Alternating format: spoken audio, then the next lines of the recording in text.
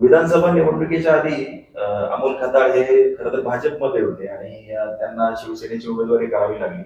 तुमचा भाजपमध्ये असताना काय आग्रह होता आणि आज जो काही अन्याय तुमच्यावरती होतोय त्यामागची कारण काय आहेत तुम्हाला असं वाटतं?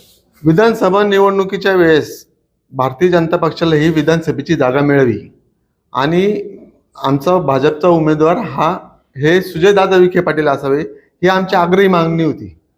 आता ही आमची मागणी असताना अमोल खताळांना असं वाटायचं की माझ्या उमेदवारीला विरोध करतायत.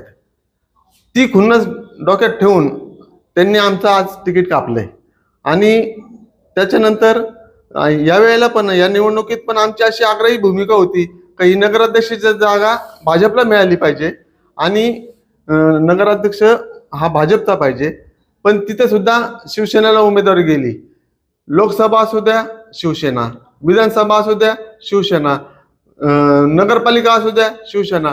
मग इथल्या भाजपच्या कार्यकर्त्यांनी काही सतरंजा उचलायचा हा आमचा प्रश्न आहे. मग भाजपच्या कार्यकर्त्यांवर जर असा अन्याय होत असेल तर तो निषेधार्थ आहे. आमदार अमोल खताळांनी या निवडणुकीत जे कार्यकर्ते 3-4 वर्षापासून निवडणुकीची तयारी करतात त्यांचे तिकीटच नाकारले आणि जे कार्यकर्ते एखाद्या प्रभागातून त्यांच्या प्रभागातून निवडणुकीची तयारी करतात, समजा कोणी 11 मधून तयारी करतं त्याला 14 मध्ये नेऊन टाकायचं, कोणी 5 मधून तयारी करतं त्याला 7 मध्ये नेऊन टाकायचं. या गोष्टीमुळे आता हे उमेदवार कसे निवडून येतील हा आमच्या पुढे सर्वात मोठा प्रश्न आहे. त्याच्यामुळं आता निवडणुकीचा निकाल काय लागणार, आता अमोल खताळांनी हे असं धोरण का अवलंबलं, कोणाच्या सांगण्यावरून केलं, ते आता हा प्रश्न तुम्ही त्यांनाच विचारायला पाहिजे. म्हणजे मूळ भाजपचे असलेले अमोल खताळ आता शिवसेनेत जरी असले तरी मग त्यामुळे ते आता भाजप संपवायला निघाले का? मग काय वाटतं तुम्हाला तुमच्या भाजपच्या मूळ लोकांना? आता ते शिवसेनेचे आमदार आहेत, त्यांना त्यांचा पक्ष वाढवणं हे क्रमप्राप्त आहे.